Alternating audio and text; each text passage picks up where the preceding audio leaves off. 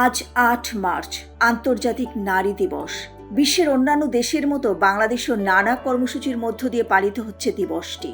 এবছরের প্রতিপাদ্য আজকের পদক্ষেপ আগামী ন্যায় বিচার, সুরক্ষিত হোক নারী ও কন্যার অধিকার।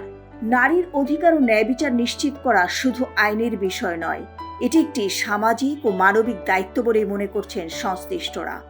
রাষ্ট্র, সমাজ ও পরিবার সব জায়গায় নারীর সমান অংশগ্রহণ নিশ্চিত করার দাবি দীর্ঘদিনের হলেও বাস্তবে অনেক ক্ষেত্রে সেই অধিকার এখনও উপেক্ষিত। বিশেষজ্ঞদের মতে দেশে নারীর সুরক্ষা ও অধিকার রক্ষায় বিভিন্ন আইন থাকলেও সেগুলোর যথাযথ বাস্তবায়নের ঘাটতি রয়েছে। ফলে অনেক নারী এখনও ন্যায় বিচার ও সমান সুযোগ থেকে বঞ্চিত হচ্ছেন। বাংলাদেশ মহিলা পরিষদের সাধারণ সম্পাদক মালেকা বানু বলেন, নারীর অধিকার প্রতিষ্ঠার পথে সবচেয়ে বড় বাধা হচ্ছে নিরাপত্তাহীনতা ও সহিংসতা। তার মতে বর্তমানে নারীর চলাচল, পোশাক ও ব্যক্তিগত স্বাধীনতা নিয়ে নেতিবাচক মন্তব্য ও সামাজিক চাপ বাড়ছে, যা একটি ভীতিকর পরিবেশ তৈরি করছে।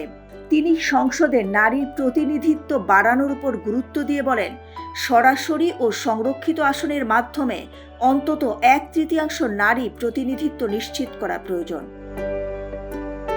অন্যদিকে সংসদ সদস্য রুমিন ফারহানা বলেন, রাষ্ট্র, সমাজ, রাজনৈতিক দল ও পরিবার সব জায়গায় এখনো গভীর পুরুষতান্ত্রিক মনোভাব রয়েছে। ফলে একজন নারীকে জীবনের শুরু থেকে শেষ পর্যন্ত নানা সংগ্রামের মধ্য দিয়ে এগোতে হচ্ছে।